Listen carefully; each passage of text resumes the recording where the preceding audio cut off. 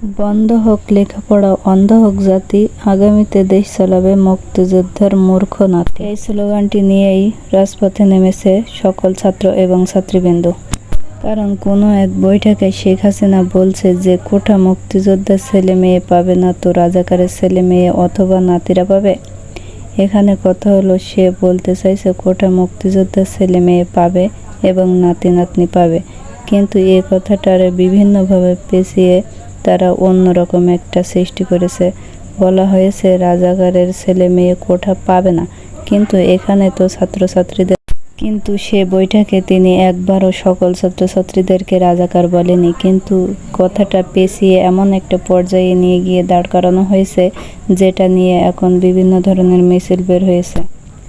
এখানে ছাত্রছাত্রীদেরকে রাজাকার না বলা হইলেও সেখানে বলা হয়েছিল রাজাকারের ছেলে অথবা মেয়ে নাতি নাতনিরা কোঠা পাবে না। যেহেতু কোঠা সবাই পাচ্ছে না, সেহেতু তারা ধরে নিয়েছে যে তাদের সবাইকে রাজাকারের সাথে তুলনা করা হয়েছে। কোটা বিরোধী যে আন্দোলন সেটা ঠিক আছে, কারণ অনেক মেধাবী ছেলে মেয়েরা চাকরি পায় না, কিন্তু মুক্তিযোদ্ধার ছেলে মেয়ে পড়াশোনায় তেমন ভালো না হইলেও তারা সহজে চাকরি পাচ্ছে। এটা খুবই একটা দুঃখজনক বিষয়। হ্যাঁ, মানছি মুক্তিযোদ্ধারা সেই যুদ্ধের সময় অনেক কষ্ট করেছে, তার মানে তো এই না তার সুযোগ তারা সারা জীবন নেবে। আর মেধাবী ছাত্রছাত্রীরা অযোগ্য বলে বিবেচিত হবে। তারা যেমন যুদ্ধের সময় কষ্ট করে দেশকে স্বাধীন করেছে, তেমনই এখন তাদেরকে বেশি করে ভাতা দেয়া হোক, কিন্তু তার মানে এই না যে কোঠা দিয়ে তাদের নাতি নাতনিকে চাকরি দেবে এবং সাধারণ জনগণ সেখান থেকে অবহেলিত হয়ে ফিরে আসবে।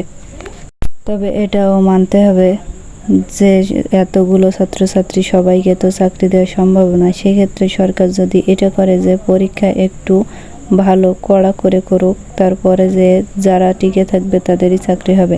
এইসব কোঠা দিয়ে কিছুই হয় না। মুক্তিযোদ্ধা নাতি নাতনিরা চাকরি পাবে আর এইসব মেধাবীরা চাকরি পাবে না, এটা কোনোদিনও মানতে পারবে না, আমরাও মানব না।